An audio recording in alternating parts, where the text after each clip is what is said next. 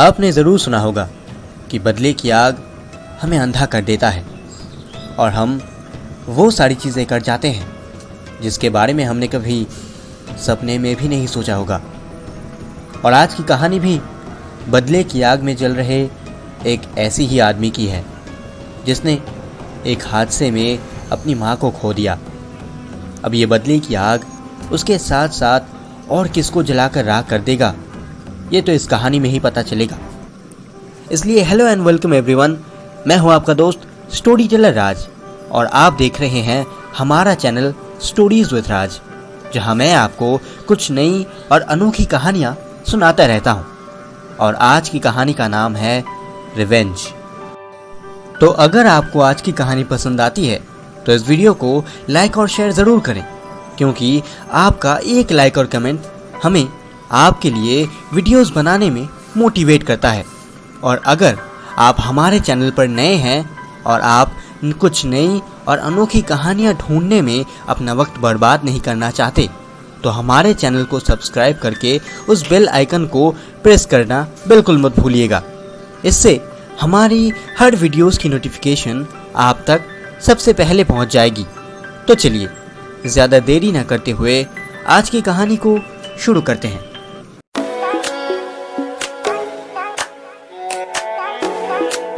Senior inspector Vikram police station पर अपने cabin में बैठकर एक फाइल को बड़े ही ध्यान से देख रहे थे। शाम के करीब 7 बज रहे थे कि तभी उनके टेलीफोन पर एक फ़ोन आता है। हेलो, हाँ बोलो। क्या? फिर से? ठीक है, बॉडी को पोस्टमार्टम के लिए भेज दो और इस जगह को भी सील कर दो और इनिशियल इन्वेस्टिगेशन शुरू कर दो। मैं कल सुबह वहाँ पहुँचता हूँ। इतना कह के इंस्पेक्टर फ़ोन रख देते हैं और मन ही मन सोचते हैं अब तो उन्हीं को बुलाना होगा। इसके बाद इंस्पेक्टर अपनी बाइक लेके स्टेशन से निकल पड़ते हैं और करीब 20 मिनट बाद वो एक घर के सामने आकर रुकते हैं। और वो जैसे ही घर के अंदर आते हैं तभी सोफे पे बैठा हुआ एक आदमी उसे बिना देखे ही कहता है, आओ इंस्पेक्टर विक्रम। तभी विक्रम ने उनसे पूछा, I am sorry to ask this, but आप तो पीट करके बैठे हुए थे, तो आपको कैसे पता चला कि ये मैं ही हूँ? तभी उस आदमी ने कहा, तुम्हारे जूते से। तुम्हारे जूते के जो आवाज़ है ना, वो किसी ऑफिसर के ही हो सकते हैं।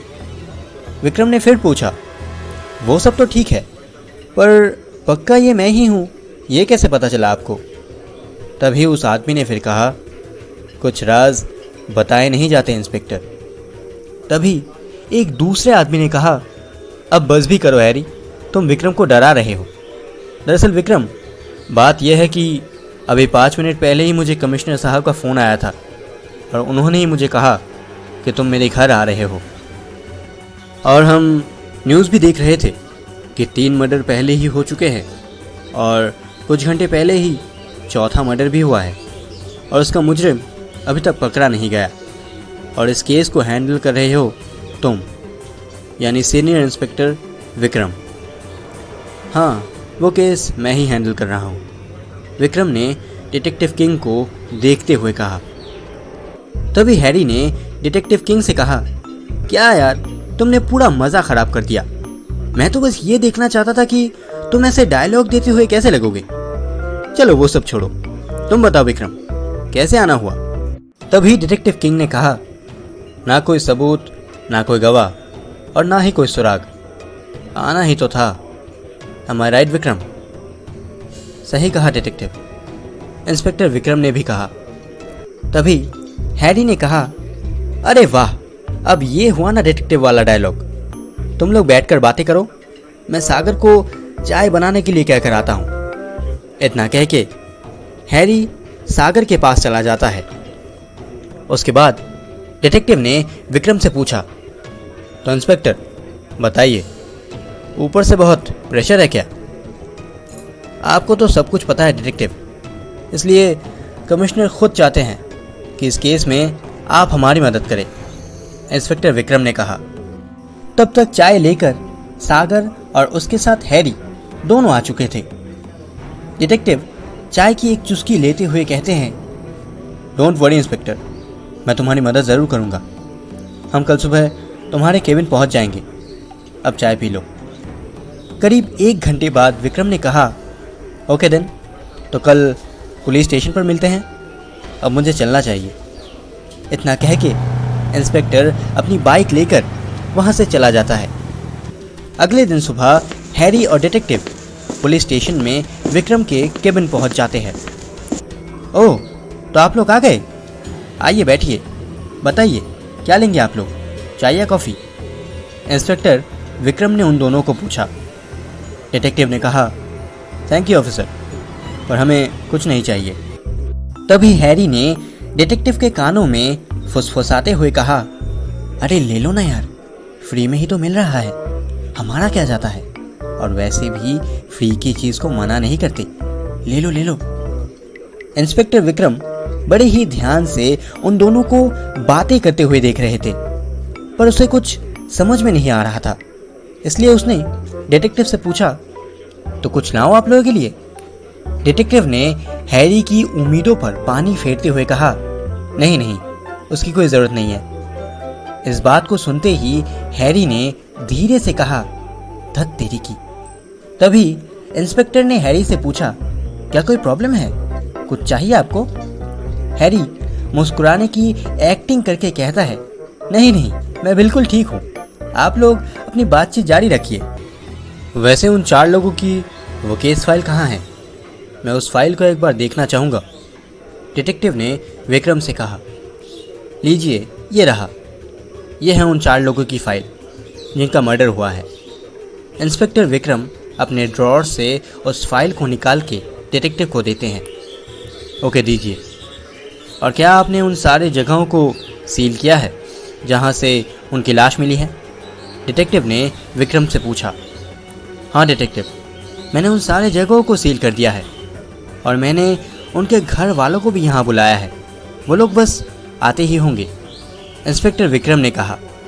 तभी हैरी ने विक्रम से पूछा, विक्रम, वैसे ये चारों तुम्हें किस हालत में मिले थे? इंस्पेक्टर विक्रम ने उस फाइल की तस्वीरों को दिखाते हुए कहा, ये पहले वाले की बॉडी हमें उसके बाथरूम में मिली, और दूसरे की डाइनिंग टेबल में, पानी पीते ही तुरंत इसकी मौत हो गई, और तीसरे की लाश हमें उसी के बिस्तर पर मिली थी। इसकी तबीयत ठीक नहीं थी, इसलिए ये सोया हुआ था, और सोते ही थोड़ी देर में इसकी मौत हो गई। और चौथे की बॉडी हमें रोड पे मिली थी, उसी की घर के नीचे। So this are the facts. ठीक है, मैंने सब कुछ देख लिया है। क्या उन लोगों के घर वाले आ गए? डिटेक्टिव ने इंस्पेक्टर से पूछा। जी डिटेक्टिव, वो आ गए हैं। ओके, बुलाइए उन्हें। जी डिटेक्टिव, मैं अभी उन्हें भेजता हूँ, विक्रम ने कहा। आइए बैठिए, अब बताइए उस दिन क्या हुआ था? डिटेक्टिव ने पहले विक्टिम की पत्नी से पूछा। उस औरत ने कहना शुरू किया, जी सर, दरअसल वो बहुत देर से बाहर ही नहीं आ रहे थे। मैंने कितनी बार आवाज़ लगाई, दरवाज़ा भी खटखटाया, लेकिन अंदर से कोई आवाज़ ही नहीं आ रही थी। मैंने परेशान होकर आस पड़ोस वालों को बुलाया, और दरवाज़ा तोड़ने पर वो ज़मीन पर गिरे हुए मिले। डॉक्टर को बुलाया तो उन्होंने कहा कि वह अब नहीं रहे। एक बात बताइए, उनकी मौत होने से पहले क्या वो कहीं बाहर गए थे? डिटेक्टिव ने उस औरत से पूछा। हाँ सर, वो बैंक में गए थे। वापस आने के बाद अपना हाथ मुंह धोने बाथरूम गए और बाहर ही नहीं आए, उस औरत ने कहा। तभी इंस्पेक्टर विक्रम ने पूछा, क्या उन्होंने बैंक से कोई पैसा विड्रॉ किया था? हाँ सर, उन्होंने तो लगभग 1 लाख के करीब पैसा विड्रॉ किया था।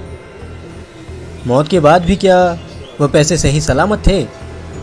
डिटेक्टिव ने उस औरत से पूछा। हाँ सर, पैसे तो ठीक ही है। ओके, अब आप जा सकती हैं। Thank you sir. इतना कह के वो औरत वहाँ से चली गई। ओके हैरी, चलो हमें मर्डर स्पॉट पर चलना है। इंस्पेक्टर विक्रम, आप यहीं रह के बाकियों के बयान लीजिए, अगर ज़रूरत पड़ी तो मैं आपको फ़ोन कर लूँगा। इतना कह के डिटेक्टिव और हैरी पुलिस स्टेशन से चले जाते हैं। कुछ देर बाद इंस्पेक्टर विक्रम को एक फ़ोन आता है। Yes detective. हाँ विक्रम, तुमने उन बॉडी के पास से जो भी चीज़ें सीज की हैं, जैसे कि सामान, bag, purse, chequebook, cash, wallet, सब कुछ, तुम अभी फॉरेंसिक लैब में भेजो और उसे टेस्ट करवा के रखो। मुझे आने के बाद वो सारी रिपोर्ट चाहिए। डिटेक्टिव ने इंस्पेक्टर से कहा। ओके डिटेक्टिव, मैं अभी सब कुछ टेस्ट करवा के रखता हूँ। इतना कह के इंस्पेक्टर ने फ़ोन रख दिया।